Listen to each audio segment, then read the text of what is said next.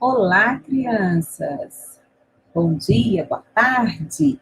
Estamos aqui começando mais um vídeo de explicação de conteúdo. Bora lá? Bora lá! Aprender, entender como fazer as atividades, certo? Vamos lá! Hoje, para não esquecer, hoje é terça-feira, dia 15 de setembro. Chegamos na metade do mês, praticamente. Ok, leia um relato de memória e responda. As viagens. Era madrugada, o céu ainda estava escuro, o trem estava na estação, pronto para transportar minério para a cidade vizinha. Ao sinal de partida, o trem soltava o seu apito e em seguida viagem. Soltava seu apito e seguia a viagem. O trem sumia de vista com seus vagões carregados de minério.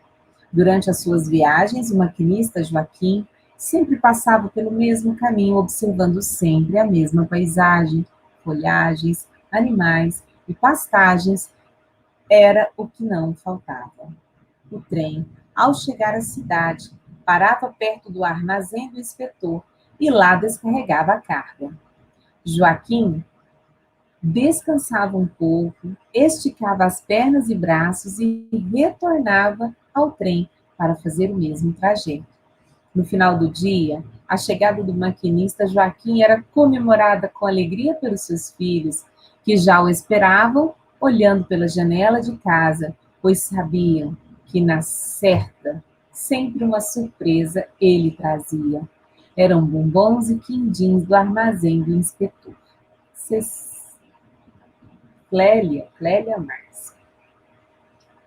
Quem narra esse relato? Quem que vocês acham que narra esse relato? O narrador personagem conta na primeira pessoa a história, da qual participa também como personagem. Gente, primeira pessoa quer dizer eu, tá? Quando eu digo eu, nós, eu via, nós víamos, eu falava, nós falávamos, eu disse, eu falei, nós vimos, nós dissemos, nós falamos. Eu e nós é a primeira pessoa, uma do singular, outra do plural. Narrador personagem é quem está narrando, quem está contando a história também está dentro da história. Isso é o narrador personagem. É aquele que está dentro. Quando você lê, você sente como se você também estivesse dentro da história na fala do personagem. Ou não. O narrador é um narrador observador, alguém que está de fora, só olhando tudo o que acontecia e contando. Conta a história do lado de fora, na terceira pessoa. O que é a terceira pessoa? Terceira pessoa, crianças, são os termos que envolvem ele e ela, eles, elas. Isso são terceira pessoa. Então, quando diz ela fez, ele fez, o fulano, o ciclano, eles foram, eles voltaram, eles fizeram, elas fizeram, são termos que indicam que é a terceira pessoa e que quem conta a história não está dentro da história, mas está de fora, como se estivesse olhando a vida acontecendo e lá contando a história. Entendeu? Então, você volta no texto e procura. Esse relato parece que alguém está dentro da história contando ou fora da história contando. Era madrugada, o céu ainda estava escuro, o trem estava na estação. Quem é o trem? É ele. Estava na estação pronto para transportar minério para a cidade vizinha. Ao sinal de partida, o trem soltava seu apito e seguia a viagem. O trem sumia de vista com seus vagões carregados de minério. Durante suas viagens, o maquinista. Quem é o maquinista? O Joaquim. Quem é o Joaquim? Joaquim é ele. Ele sempre passava pelo mesmo caminho, observando sempre a mesma paisagem. Aí depois fala que o trem, ao chegar à cidade, parava perto. Então, sempre o trem. Quem é o trem? Ele. Quem é o maquinista? Ele. Joaquim descansava um pouco. Quem descansava? Ele descansava um pouco. Esticava as pernas e braços. E ao final do dia, a chegada do maquinista Joaquim, ou seja, a chegada dele, era comemorada com alegria por quem? Pelos filhos dele. Tá vendo? Com essas dicas, eu acho que você consegue já responder o que é um personagem, narrador-personagem e narrador-observador. Qual é o título do texto? Volte e olhe. Quem escreveu o texto? Quem é o autor do texto? E quem é o personagem principal da história? Sobre quem toda a história fala? Esse é o personagem principal. Vários detalhes são colocados, mas existe uma coisa que acontece do começo ao fim, que você percebe que é o centro, que é a coisa mais importante, o assunto mais importante que está sendo tratado naquela narração, naquela história. Júlia comprou 4 caixas de bombons. Em cada caixa havia uma dezena e meia de bombons. Quantos bombons ela comprou? Na aula de ontem, a professora explicou no vídeo lá da Secretaria Municipal de Educação, ela explicou muito bem o que é uma dezena e meia dezena. Com a dica dela, você consegue responder essa atividade. Sempre se lembre, um vídeo não é para ser assistido uma única vez. Um vídeo é para você assistir várias vezes até entender. Entendeu? Ah, já assisti o vídeo, tá bom. Não. A aula presencial é diferente. A professora falou uma vez, aí se você não entendeu, você vai ter que perguntar. Mas no vídeo, você pode voltar, assistir de novo aquele pedaço que você não entendeu. E mesmo depois de assistir ali 2, 3 vezes, você continua sem entender, você manda uma mensagem para o professor, tá? Ou para o professor. Então, ela comprou 4 caixas de bombons. E em cada caixa, ou seja, 4 caixas. Em cada caixa tinha uma dezena e meia de bombons. Tá aqui, uma dezena e meia, uma dezena e meia, uma dezena e meia, uma dezena e meia. No final, quantos bombons ela comprou? No primeiro, você tem que saber quanto é uma dezena e meia. Depois, você vai somar uma dezena e meia 4 vezes, ou você vai multiplicar uma dezena e meia por 4. E aí, você encontra o resultado. Observe a imagem. Ó, quando diz observe a imagem, o que você tem que fazer? Prestar atenção nos detalhes. Veja que bom, bombons. Bombons sem unidades. Bombons sem unidades. Bombons sem unidades. Bombons sem unidades. Então, aqui nós temos 4 caixas. Cada caixa contém 100 unidades. 100 unidades é o mesmo que uma centena. Então, cada caixa contém uma centena de bombons. Deu vontade, hein? Ai, mas eu não posso, eu tenho alergia. Quantas centenas de bombons há ao todo? Então, no total, quantas centenas há? Então, só você contar. Uma centena, 2 centenas, e marcar. Quantas dezenas de bombons há ao todo? Quantos grupos de 10? Uma centena é quantos grupos de 10? Eu conto o 10. Quantas vezes para dar 100? Olha, 10, 20, 30, 40, 50, 60, 70, 80, 90, 100. Eu conto o 10 vezes para dar 100. E se eu tiver que contar o 10 vezes, em cada caixa, eu vou ter quantas dezenas? Use uma estratégia aí, você pode usar coisas, você pode fazer quadradinhos, use uma estratégia aí e veja como você chega a esse resultado, tá? 4 centenas. Quantas centenas? É o mesmo tanto de centena, é o mesmo tanto de dezena. Como que a gente diz? Uma centena. Uma centena tem 10 dezenas. E 4 centenas vai ter quantas dezenas? Karina comprou para vender em sua loja 7 sacolas fechadas de roupas. Então, Karina comprou 7 sacolas de roupas. Ela vai vender isso na loja dela. Em cada sacola tem uma dúzia de roupas. Então, são pacotes pequenos. Cada sacola tem 12. Falei. Cada sacola tem uma dúzia. O que é uma dúzia? Uma dúzia é igual a 12. Quantas roupas ela comprou? Bom, veja que ela comprou 7 sacolas. Se cada sacola tem 12, que tem 12, aqui tem 12, 12, 12, 12, 12, 12, faça o cálculo e descubra a resposta.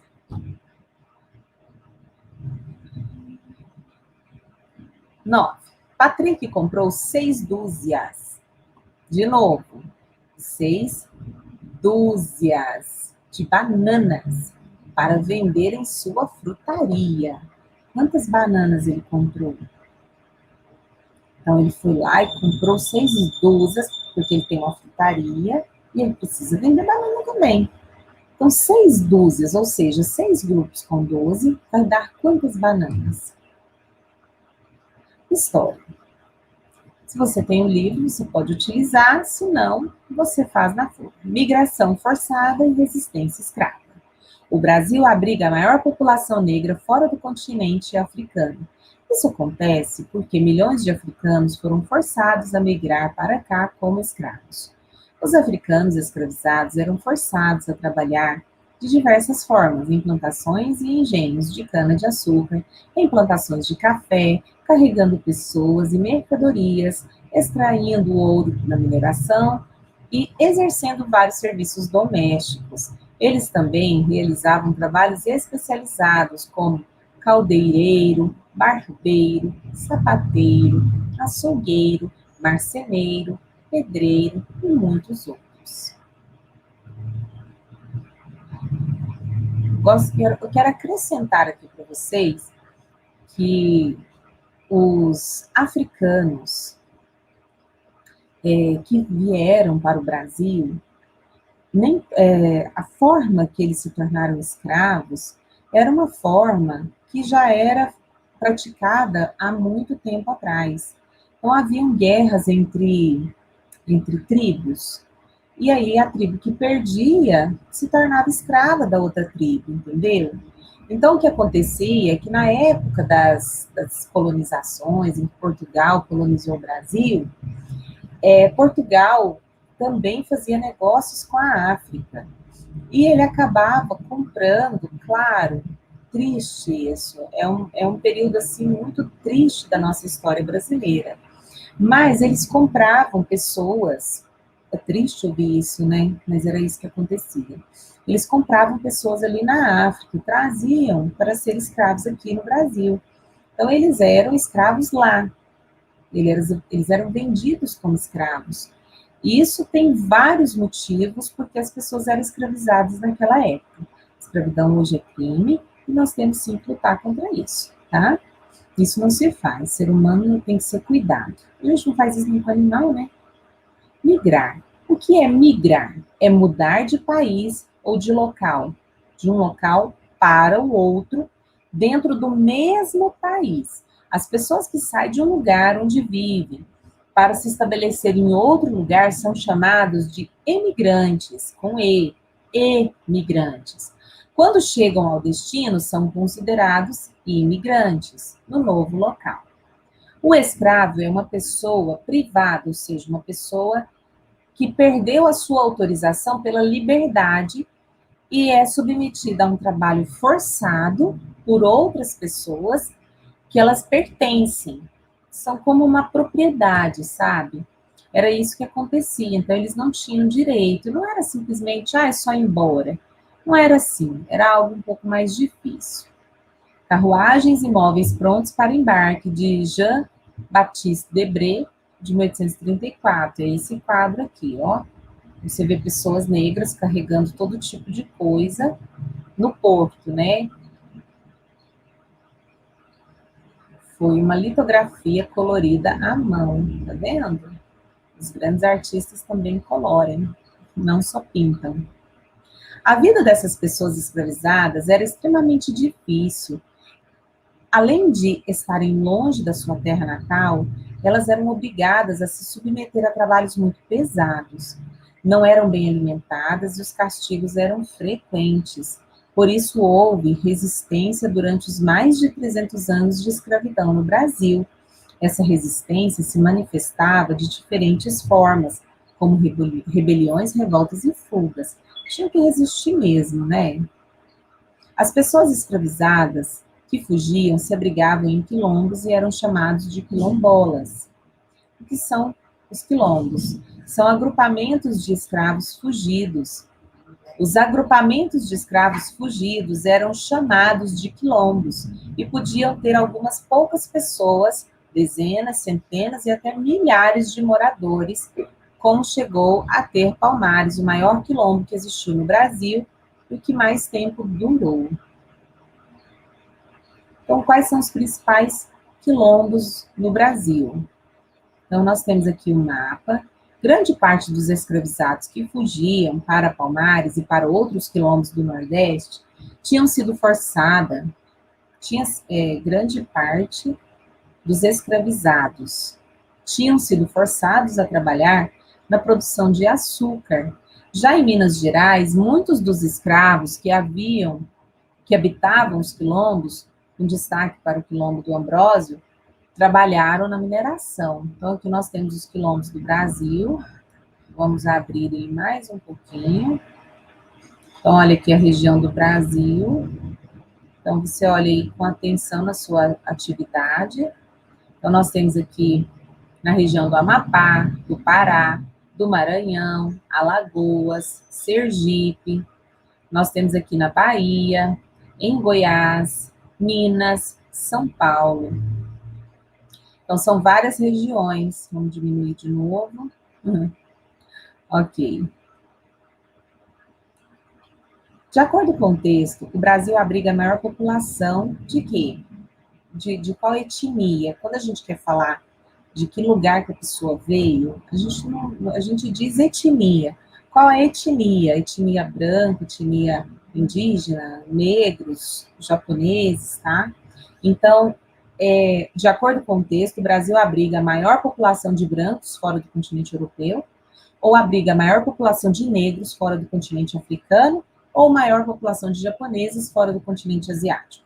Então, qual das afirmativas está correta? Na frase, milhões de negros foram forçados a migrar, a palavra forçados, que está em destaque, é o mesmo que o quê? Eles foram obrigados a migrar, foram espontaneamente a migrar, eles foram desoprimidos a migrar. Está na cara, né, que é obrigados a migrar. Os negros vieram para o Brasil na condição de quê? Então, quando eles vieram para o Brasil, eles eram turistas, eles eram chefes, o que eles eram? O que o texto diz? Eles eram trabalhadores assalariados? Eles eram escravos ou eles eram autônomos? Autônomos é a pessoa que trabalha por conta própria, que não tem patrão, ele é patrão dos outros. Então, ou eles eram escravos. E como era a vida dos escravos aqui no Brasil? Volta lá no texto, dá uma lida e procura os lugares onde fala. A vida dos escravos aqui no Brasil, ela era boa, ela era tranquila, era muito trabalhos muito forçados, tinham que carregar de tudo, faziam serviços especialistas, como que é? Lê o texto lá. Qual a definição de quilombos? Lá em cima tá, na folha tá mostrando. Quando a gente fala quilombo, a gente está querendo dizer o quê? Procura lá o que você acha. E quilombolas? Então, qual a definição de quilombos e qual a definição de quilombolas? Número 15. Onde a maioria dos escravos que fugiam eram obrigados a trabalhar? Então, os escravos, mesmo os que não fugiam. Então, onde a maioria dos escravos eram obrigados a trabalhar? Nas plantações de arroz, de milho ou de cana-de-açúcar? Continuando, nós vamos aqui para a atividade complementar. Gabriela na escola. Leia o relato com atenção.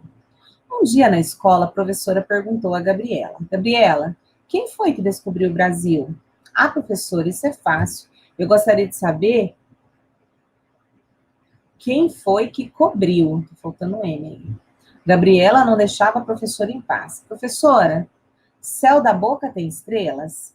Professora, barriga da perna tem umbigo? Professora, pé de alface tem calos? Gabriela era quem inventava as brincadeiras. Vamos brincar de amarelinha? Todo mundo ia. Vamos brincar de pegador? Todos concordavam. Todos queriam brincar com Gabriela. Ruth Rocha.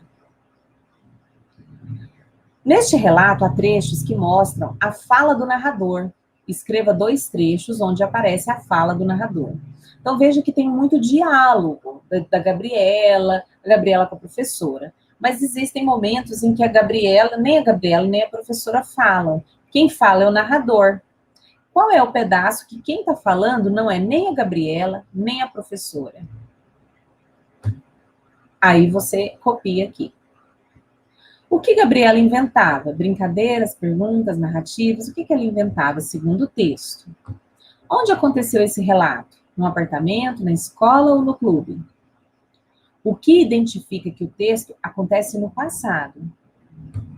Eu sei que o texto acontece no passado porque ele começa com era uma vez, porque ele começa com um dia, ou porque ele começa com há muito tempo. Qual é o termo que diz, que mostra para mim que isso aconteceu no passado? Vamos continuar.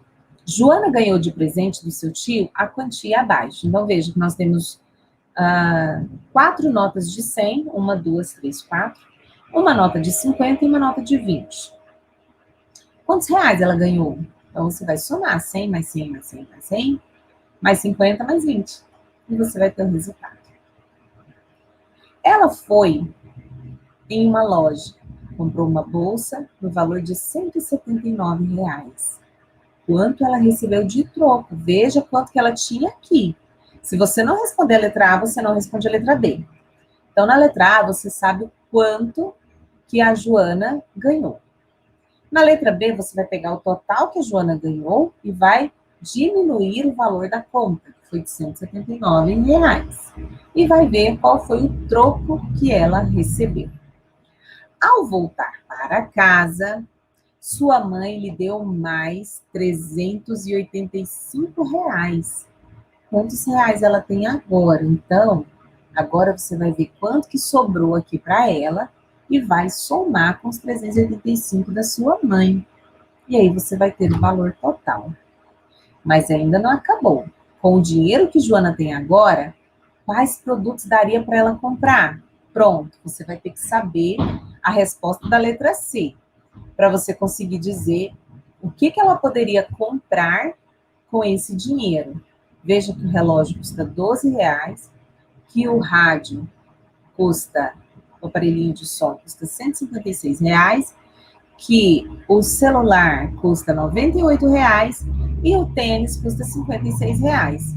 E aí, ela consegue comprar rádio e tênis, tênis e celular, ou ela consegue comprar todos os produtos? Aqui eu não estou dizendo que ela vai comprar.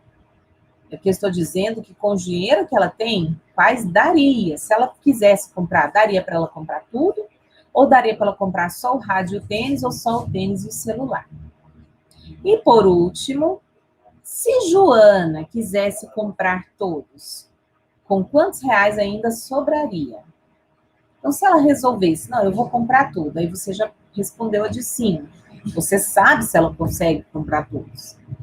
Então, você conseguiu responder. Se você viu que não consegue, a de baixo, você vai falar, não, ela não consegue. Mas se em cima você viu que ela consegue comprar todos, e se desse um doido nela e ela falasse, vou comprar um despertador, um aparelhinho de som, um celular e um tênis. Quantos reais ainda sobraria para nossa amiga Joana? Viu que uma conta depende da outra, tá? Então, você tem que prestar muita atenção desde a primeira conta aqui, do dinheiro que ela ganhou do tio, até chegar lá no final. Tá certo, crianças? Então, essa foi a explicação de hoje.